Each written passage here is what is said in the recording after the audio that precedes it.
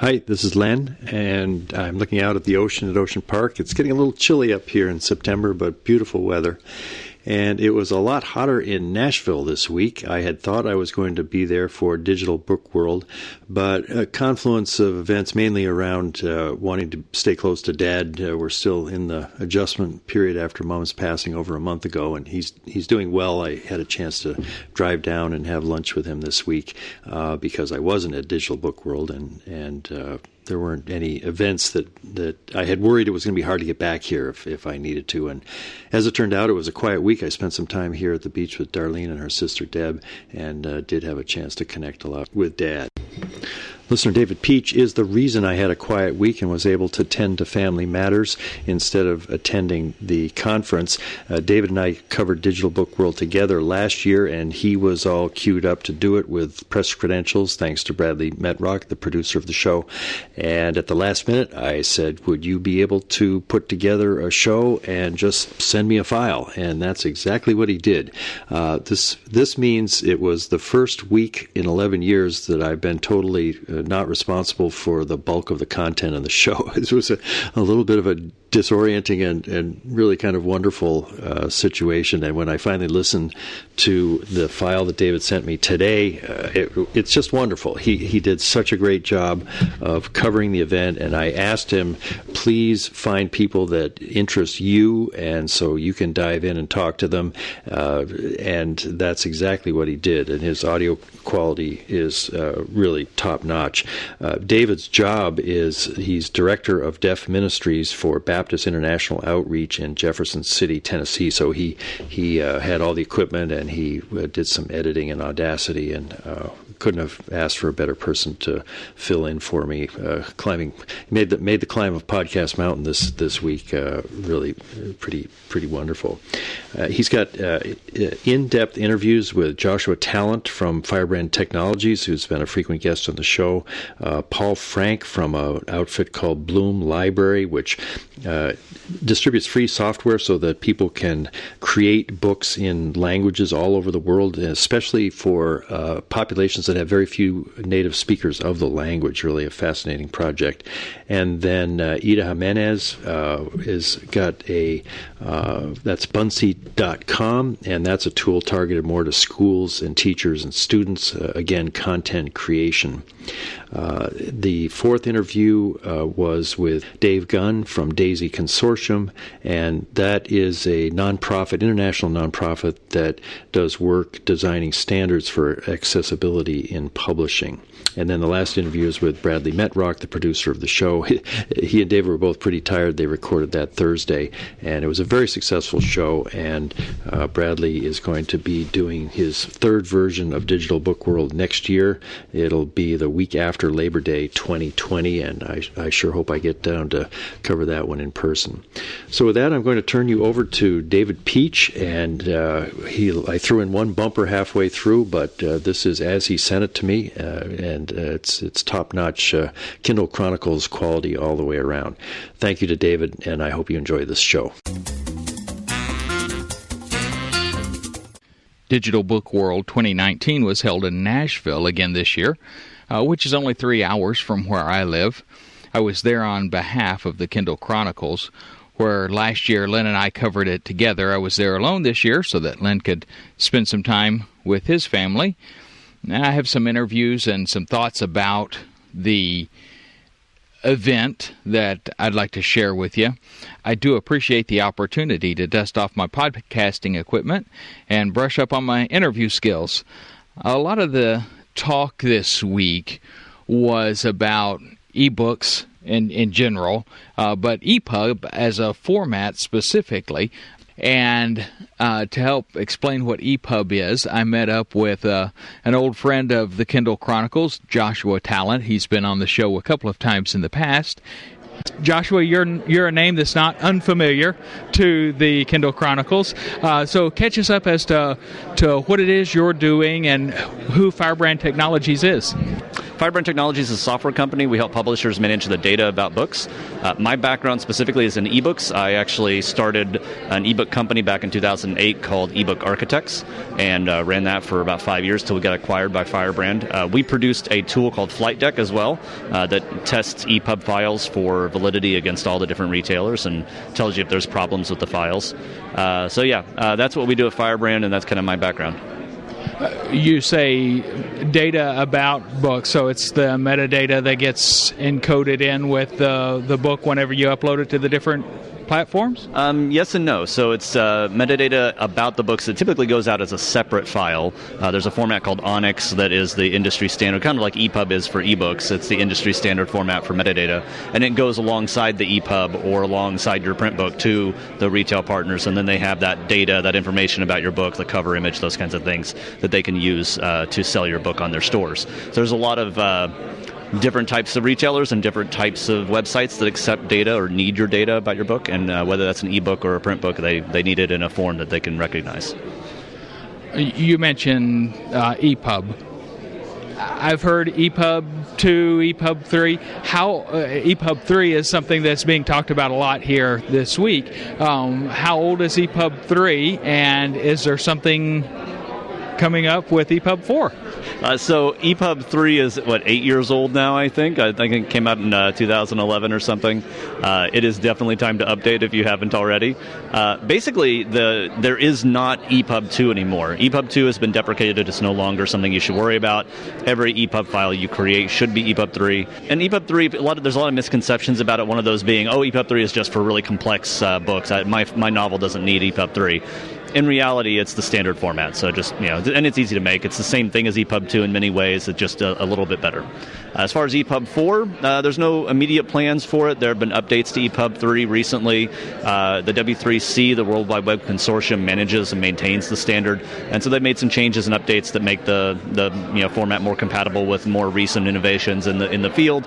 But in reality, for the vast majority of people, it's make a good quality EPUB 3 file. You'll be perfectly fine for the future. What are we talking about when we say EPUB 3 is a format? What kind of things can you put in there besides text? Well, pretty much anything, really. You're more limited by the retailers themselves and what they support in their different applications than you are in the format itself. So EPUB 3 can handle really complex layouts. It does fixed layout. You can do interactivity and JavaScript and a whole bunch of other cool things. Some retailers will use that and some won't. Some will support it, some won't. So in reality, my normal recommendation for authors especially is, hey, keep your complex stuff as simple as you can and really focus on selling the product as broadly as you can across the different platforms. If I make a book with a lot of extra features inside of EPUB 3, and then there is a particular reader that my consumer is wanting to read it on, is it going to break, or will there just not be some features available? Both and. It depends on what you did and really kind of how you built it.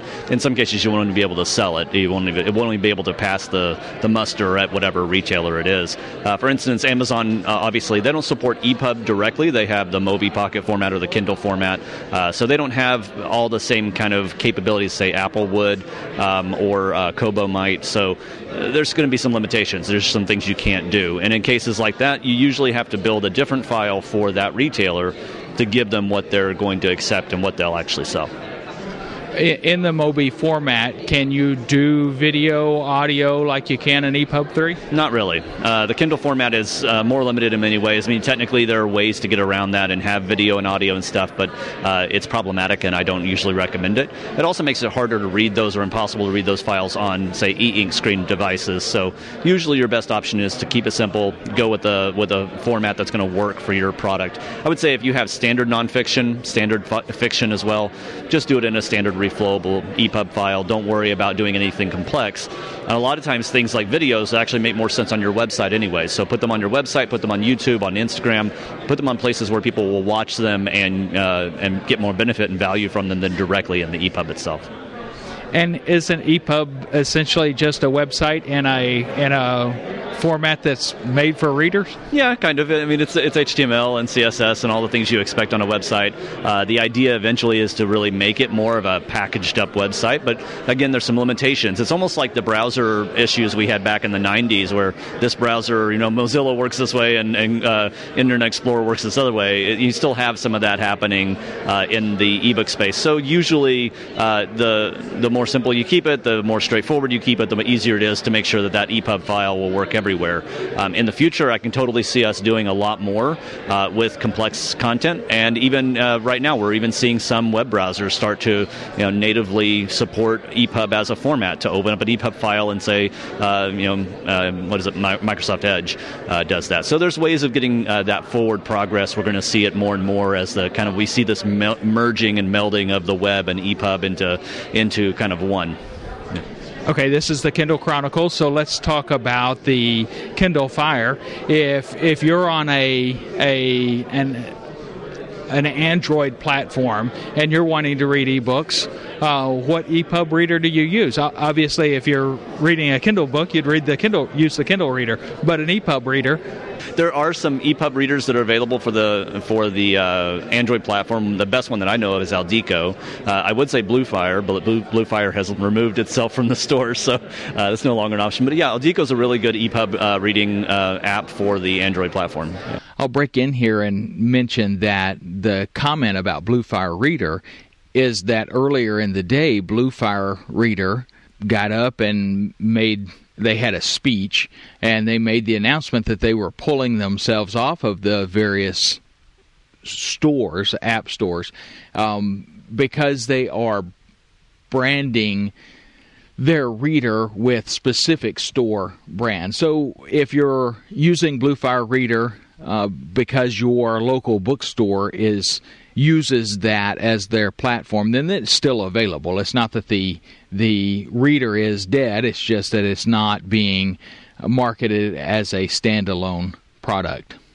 And that's available on iPad as well, Aldeco? I think it is, yeah, and they're pretty much available everywhere. And they support EPUB 3, and they have, you can put EPUBs in there. The problem that most consumers will run into is just, where do I buy an EPUB or an ebook file? And so that's where the lock-in, the siloed issue comes into play. If you buy your books from Amazon, then you're going to be putting them in the Kindle app. If you buy them from Barnes & Noble, you'll go to Nook.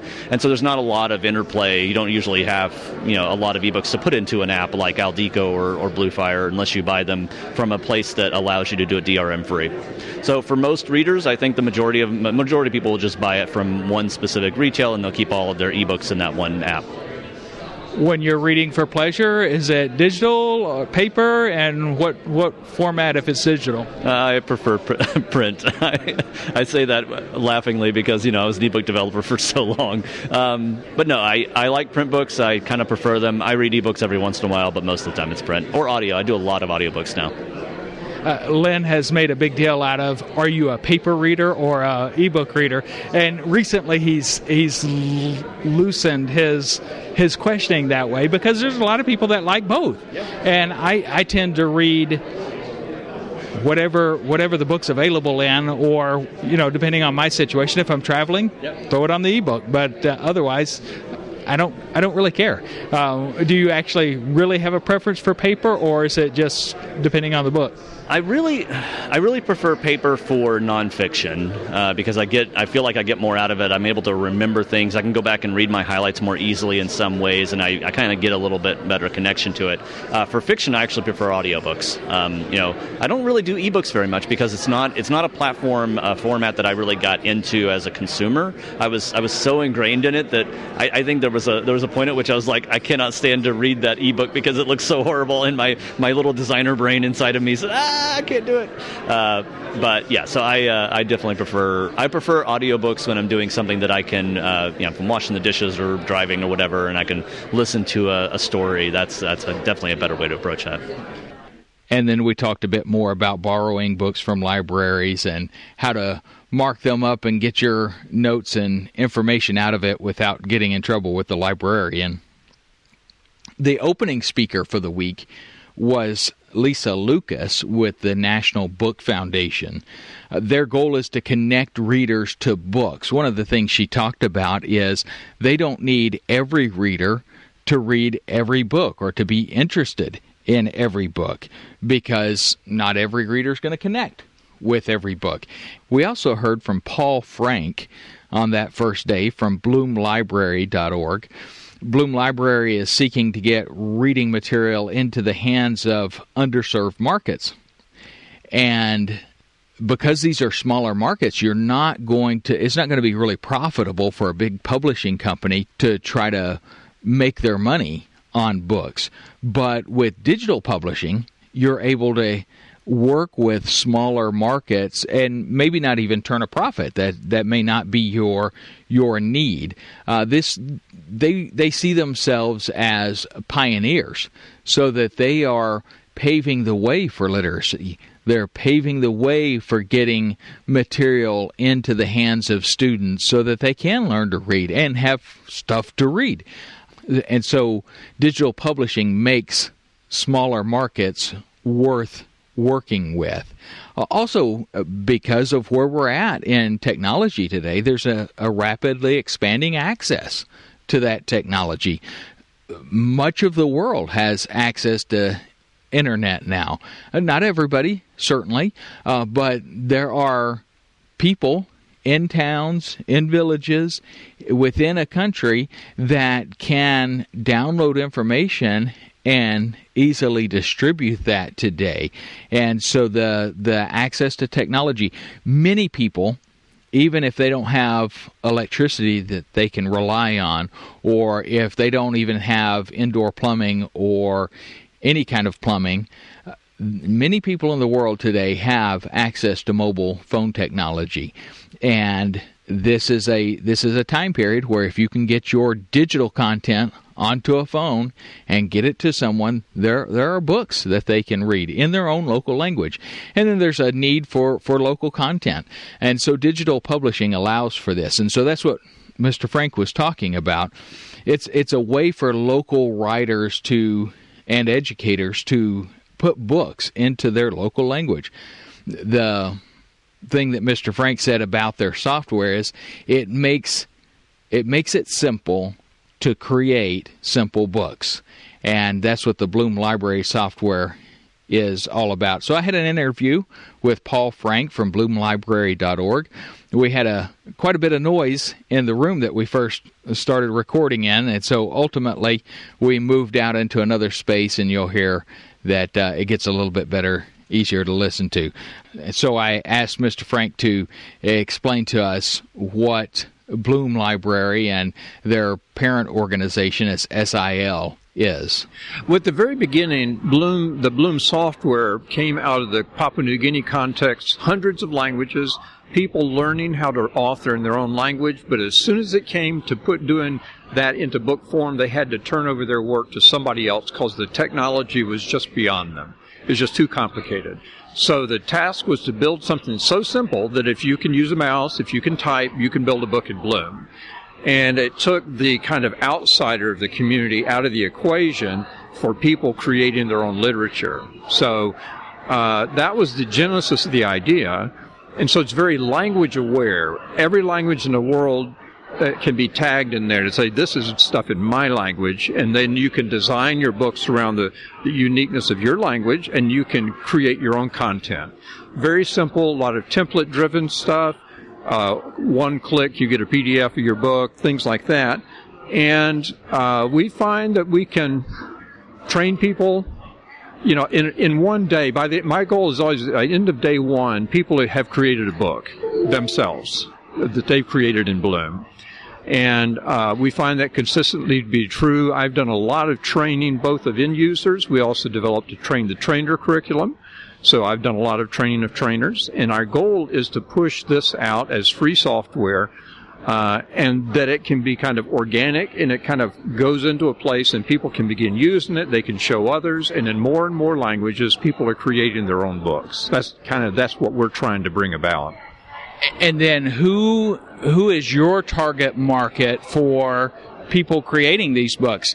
Me as an American sitting here thinking I know something about a local language somewhere, or is it the person in the local language? It's the people speaking the local languages. In fact, as I talk to people in the developed world, and they say, well, could it do this or could it do that? And I said, well, yeah, it could, but it would make it too complicated for the people we really care about, is people in those communities that we want to be able to create their own books. So that's who we really build for, and other people want to use the software, great, go for it. And, we actually do some things that will enhance usage in majority languages, but our concern is people that speak what we would call non-dominant languages to create their own books. Non-dominant languages. Yesterday in your talk, you said there were 7,100 languages, and then there are 7,000 plus of those that have fewer than 65,000 speakers? Well, no, let's see here. The stats were 105 languages, 60% of the world's population. So you then got another 40% that are speaking other languages. Some of them would be languages spoken by a million or more people. But when you get down to the really local languages, I think the percentage we use is 22% of the languages are really local and used locally. The median size for those communities is 29,000 people. So I've worked in Colombia and South America alongside communities that are less than 1,000 people that speak a language. And then you'll have hundreds of thousands. But these are all languages that are subordinate within their own context. Some other language is dominant. And it might be like in Tanzania, it might be Swahili. It's not English necessarily. But their language is in a subordinate position in empowered relationships. They're non-dominant and other languages are dominant. And they're typically going to be smaller societies. And we want to make sure that those people don't get bypassed because commercial solutions typically go where there's a big market. And so commercial solutions are not really going to target those communities we care about. And so that's why we build things designed for them. Then the Bloom software can be used by the local person. What platforms does it run on? It is a Windows-only program, although one of the things we'd love to do if we had the funding is to make it more cross-platform. But currently it's Windows-only, and the books can be consumed across many platforms, but the creation process is a Windows-based process. Consumed across many platforms, specifically what platforms are you in? Well, the initial output when it began was PDF, so that's inherently cross-platform. There's all kinds of PDF readers. Then we created EPUB output, so there's many different kinds of EPUB readers, and so books can come out of Bloom and be consumed on any device that has an EPUB reader. And we also created our own Android app that basically you move the Bloom files, which are HTML, CSS, over to Android and just read it in a very simple interface. So we try to work with standards. So the HTML, the CSS, the EPUB, and so forth is all standards-based so that other devices and operating systems that encompass that standard, like EPUB 3, would be able to be a platform for reading our books. And then EPUB 3, but also HTML5. So anything that has a web browser in it would be able to read the books? Theoretically, if you can take a Bloom book and double-click on its HTML file, and it'll display. It doesn't always preserve the format real well, but you can see any Bloom book in a web browser. But it's structured in a way that works better if you have a device designed for that type of output. And software is free. The reader is freely available? Correct. So Bloom Reader on Android is a free app, and the software itself is free. We're offering some value-added services for, we hope, for typically organizations or countries that might want to more fully adopt Bloom, and that we can support them better with that. But the software and its capabilities are free, and we're committed to that because we want to make sure there's not an economic barrier to people in small-scale communities adopting the technology. I've been thinking this whole time about the individual putting together books for their language group, but you just mentioned governments bigger communities. Do you have any countries that are fully on board? I did a consultancy. We did a consultancy in Guatemala that was connected with the Ministry of Education, and they are producing books in Spanish and several Mayan languages as a Ministry of Education effort. And in Afghanistan, they're producing books in the Dari and Pashto languages through a collaboration with the Ministry of Education. Other places as well, but I mean, some governments, as part of a larger effort of fostering learning and literacy, are the big need is for what they call supplementary reading materials. You got your textbook, but what else do you read? And Bloom is really fitting into that niche where you can design materials that actually are key to the curriculum. How many letters have they learned yet? How complicated is a text that they can read? And Bloom helps people develop the books that are needed to help children in the learning process. And then there's lots of other uses that haven't been fully exploited. So books for health, books for agriculture and development, and other things that you could maybe craft in a major language and then create local language versions to better serve the communities that need the information in the books. And that's one of the places where you can get a crossover between people in the developed world and people in these other countries, that people may have excellent content, which if they can package it in Bloom and share it on our website, then people in other places say, oh man, that's really useful information. Download that book right into Bloom and immediately been working on their language version of that same book.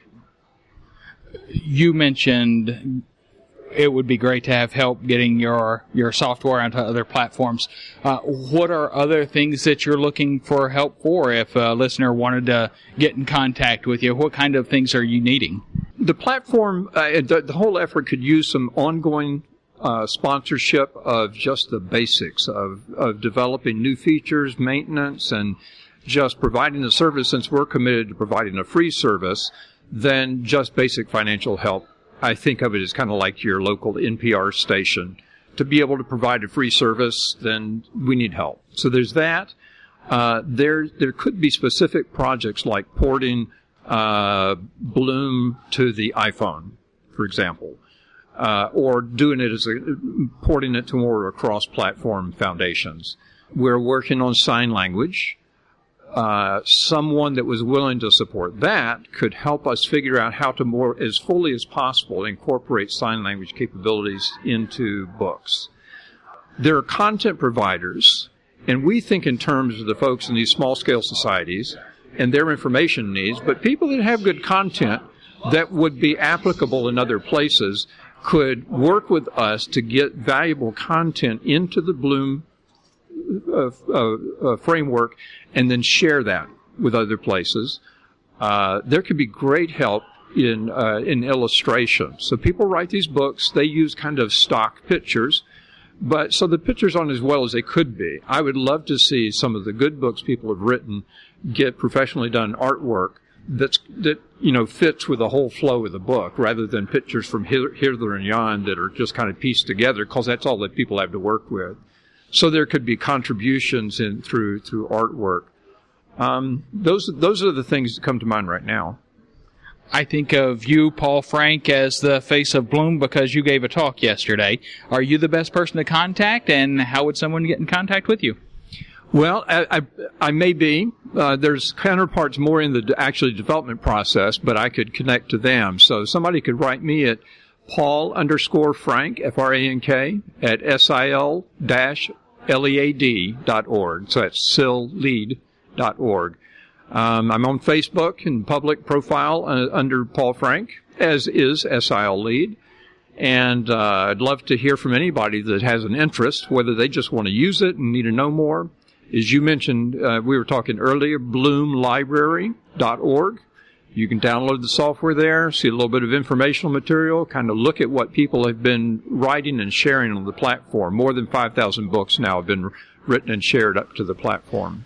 A similar piece of technology that is targeted to schools and teachers is Buncee, Buncee.com, and this is for creation of books, where the Bloom Library software is creation of books by local writers in multiple languages, Buncee is more targeted towards schools and teachers and students so that they can create their own books as well. So I spoke with Eda Gimenez from Buncee and asked her what Buncee is.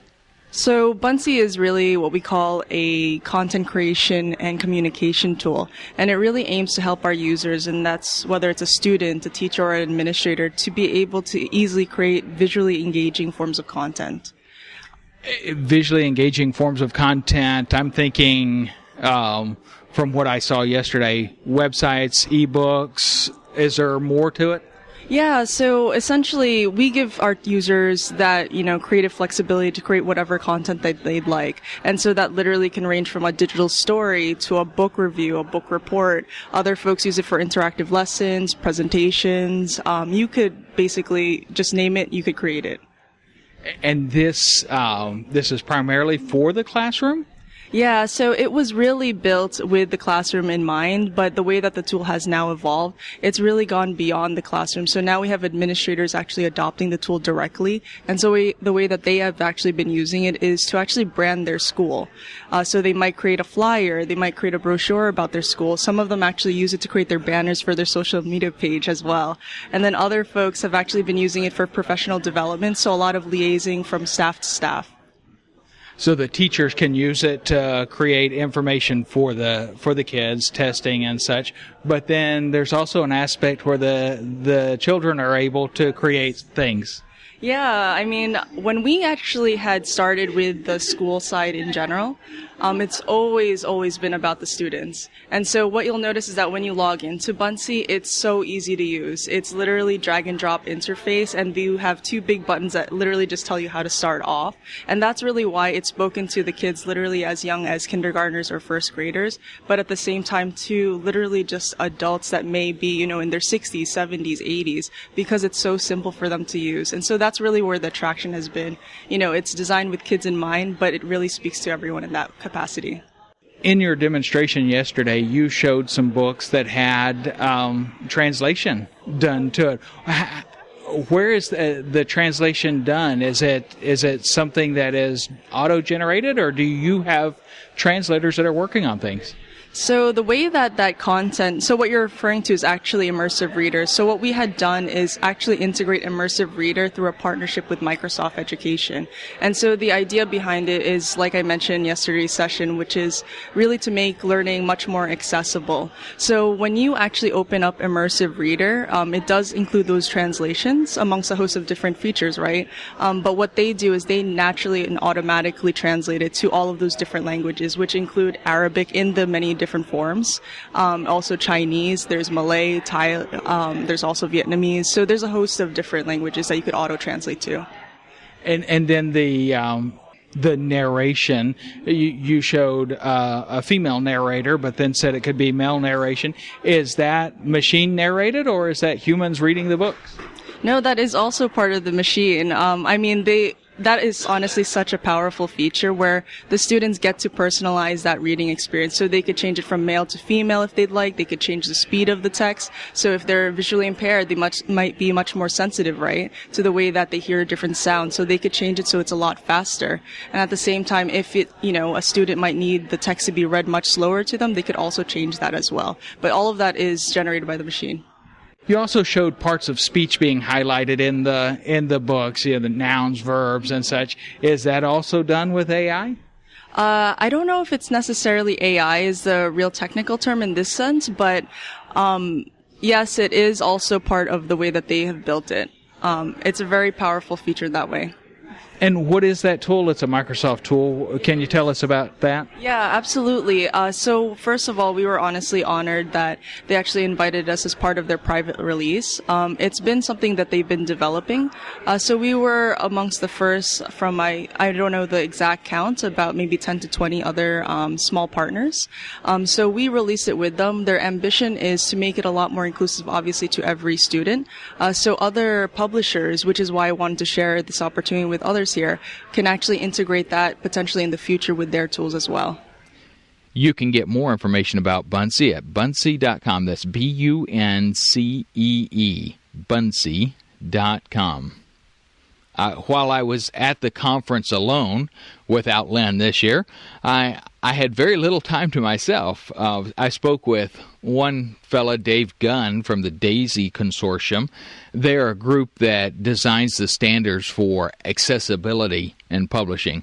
And while this primarily focuses on those who have visual impairments, it's not limited to that.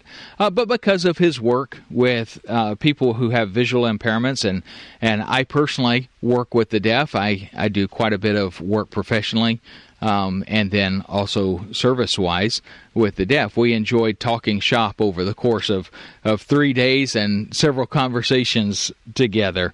But this interview that I have with him is about the DAISY Consortium, and I asked him to tell us about who DAISY is and what his role is in the organization. Okay, so the DAISY Consortium is an international non-profit organisation that's focused on accessibility of printed materials. And so we work to help our member organisations that are typically libraries around the world in creating accessible versions of titles that might have been published, and also creating their own custom materials. So we have a suite of different tools that enable conversion of published materials into audio titles, into accessible EPUB 3 titles. And my role within the organisation, I do a fair degree of media work and look after our websites, but also a little bit on the technical side. But I'm not one of the developers. We have a team of fantastic developers that are incredibly knowledgeable. Oh, what does accessibility mean? And then how does that actually play out in the real world? So accessibility within our community is mostly around making sure that content can be read by someone who has a disability, primarily people who have some kind of sight loss, who might be completely blind, but also people who have other reading disabilities like dyslexia, or they might have a physical disability that prevents them from handling or managing a regular print book. So we have a DAISY format, which is used around the world, which are typically audiobooks. And we also support the EPUB 3 format, which is a mainstream format, which also supports audio titles, but also conventional text, which can then be manipulated into braille, large print, and also audio. You said you work with libraries to help get their materials into accessible formats, but also working with publishers, and what kind of tools do you have to help with that? So we're a membership organisation, and our members are libraries that support people with print disabilities around the world, and they use some of our tools. So we have tools which enable them to convert content. So it's typically our member organisations that work directly with publishers who ingest the content. So organisations like the National Library Service, like Bookshare, like RNIB in the UK, like Vision Australia, they work with local publishers. They receive copies of those publications, and then they'll convert them into the most appropriate accessible version. So we have tools that enable that conversion process, but we also work directly with the publishing industry to ensure that the titles that they produce commercially can be as accessible as possible. So one of our new tools is called ACE by DAISY, and it's an accessibility checker for EPUB. It's designed for publishers as they're producing and creating their content to run this very simple tool that will just go through and check, is there anything in the content which has become an accessibility barrier? Have all the images got appropriate descriptions? Does it have appropriate structure? Can it be navigated appropriately? And if it comes out at the end of that and it's all good, then that title will be accessible. You talk about EPUB as a format, and it is able to be accessible, but just because something is an EPUB doesn't mean that it's accessible. Is that correct? That's absolutely right. So we were involved in the creation of the EPUB specification, and a lot of our experience from creating other accessible formats was brought across. So the foundation of EPUB is accessibility, and it means that the content that you put in to create the EPUB, if it comes through in a structured form, it's going to be the most accessible content. If you put some garbage content into it, obviously it's going to be a container for that same garbage. And so you can go back in and you can engineer it so it becomes more accessible, but it's much better if your source material, whether it's a structured Word document or another format, has accessibility in mind when it's constructed. If I'm a consumer needing accessible materials, and maybe there's a book that I'm particularly interested in, it's not accessible, I'm not able to work with whatever reader I have, what course of action can I take to help the publisher or the library get it to a point where it needs to be? That's an interesting question. So a lot of organizations are waking up to the accessibility now, and they're doing a lot of work with their current titles, but a lot of their historical titles may not have the accessibility features that they're currently producing in the new ones. And so they might be aware of some of those issues, but you can certainly reach out to the publisher, and I'm sure they would welcome the feedback. They might have an updated version of the content that they can offer to you. But realistically, they produce sometimes thousands of titles, so they may not be aware of it. Is there anything that's going to help publishers get on board with accessibility? We have the Americans for Disabilities Act here in the U.S. Are there other laws or situations that will make this better in the future? So there are a range of different legislative frameworks around the world which encourage the adoption of accessibility practices by publishers. Some in the UK, some in Australia and New Zealand. But there's a big piece of legislation that's just come through Europe. So the Accessibility Act is something which is going to massively impact all kinds of publishing, because it requires all published material, all published ebooks and ebook reading systems, so handheld devices as well as softwares, to be fully accessible. It doesn't come into force for another 5 years, but when it does come into force, then that's going to make a drastic change around the world, because most of the people creating the content and creating the reading systems produce them globally. So I'm expecting there to be a knock-on effect of benefit for everyone. As this is the Kindle Chronicles, what things do the current Kindle devices have in them that's a positive for accessibility, and what things could Kindle or Amazon do better? So Amazon have actually done a fantastic job in terms of accessibility and building in accessibility into their reading systems for many years. And so some of their tools, particularly the iOS reading app, offers some of the best in practice solutions for customizing the text, for supporting Braille output, for producing audio content, and for synchronizing human-narrated audio. So I think it offers a wonderfully flexible reading environment. I'm not sure that there might be some things around flexibility of color combinations that could be improved. The old Nook app on iOS had a fantastic system where you could literally pick any color for the text color, for the background color, which enabled some wonderful combinations for people who need those specialist things. So here we're talking about people who have particular types of dyslexia that like low contrast, so grey text on a lighter grey background, or they might want something that is very high contrast. So it enabled complete customization of that interface, and that's something which is very rare. While the Kindle readers, the apps and stuff are positive for accessibility, does that still require that the book be produced in a way that's accessible? So if something's not accessible, it's not necessarily the Kindle's fault, but it might be?